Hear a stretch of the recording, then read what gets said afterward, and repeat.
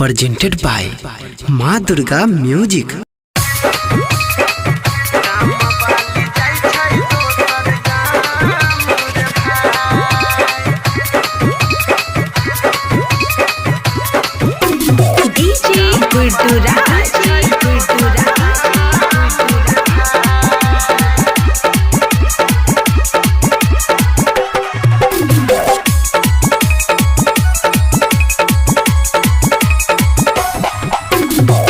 जौन छौड़िया के हम दिल सोचा हलियै रे, दिल सोचा हलियै रे, छोड़ी के जाय छै दोसर गाम रे भाई, गाम वाली जाय छै दोसर गाम रे भाई।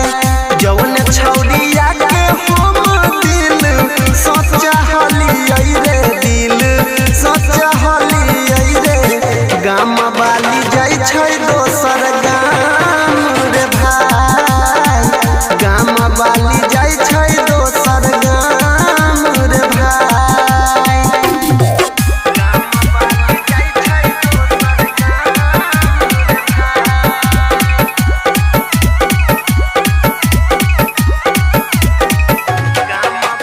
डीजे गुड बदवाली, डीजे गुड बदवाली,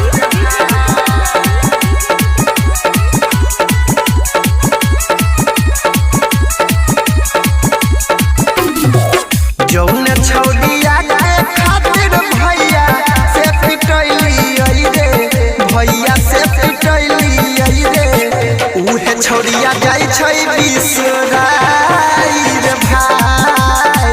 जौन छौड़िया के मधुबनी हम घुमैलियै, दरभंगा हम घुमैलियै रे, उहे छौड़िया जाय छै ससुराल रे भाई।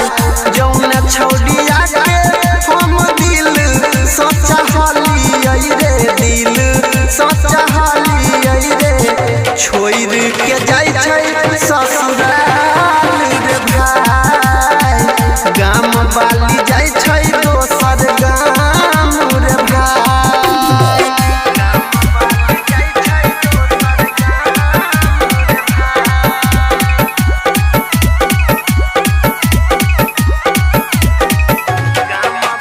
डीजे गुड बदवाली, डीजे गुड बदवाली,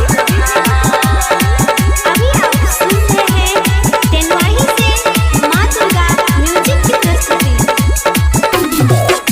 दिल से चाहे है हम तो दिल जनिया के, गाम वाली रनिया के, तैयो दिलकै हमारा ठुकराई रे भाई।